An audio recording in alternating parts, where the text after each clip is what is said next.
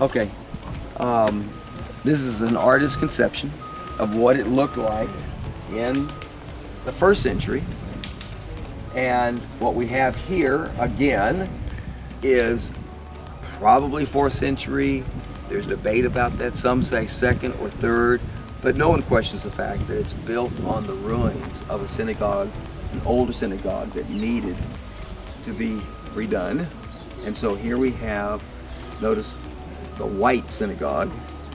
Yeah. And that's not the natural stone of this area, as you know. Yeah, so it was probably brought in. It had to be brought in, yeah, so it cost some money. But now, would the men and women be sitting together in here? I do not think so. No, they would not. So you separate the men and the women as they even do today. So let's go into the synagogue, and let me remind you that there's a phrase called "as noisy as a synagogue."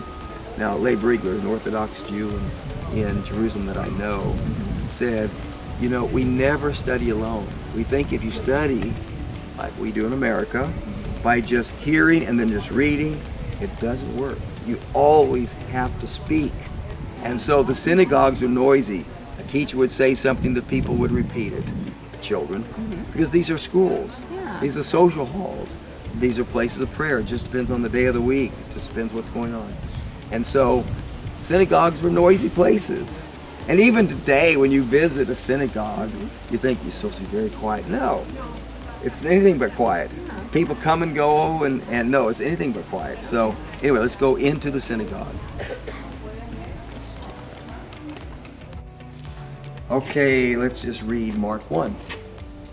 There are many passages we could read related to this location, but let's read this one special. They went to Capernaum, right where we're at.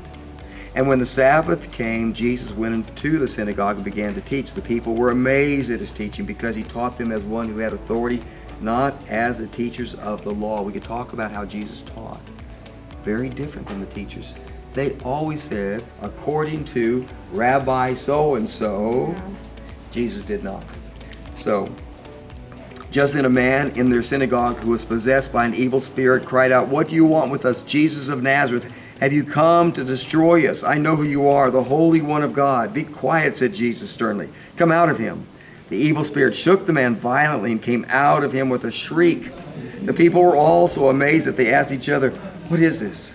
A new teaching and with authority." News about him spread quickly over the whole region of Galilee. As soon as they left the synagogue, they went with James and John to the home of Simon and Andrew. Simon's mother-in-law was in bed with a fever, and they told Jesus about her. So he went to her, took her hand, and helped her up. The fever left her, and she began to wait on them. That evening, after sunset, the people brought to Jesus all the sick and demon-possessed. The whole town gathered at the door, and Jesus healed many who had various diseases. You just have to picture the excitement at that time. Have to picture that happening right here in this location. It's exciting to be here and to imagine what has occurred here in the past.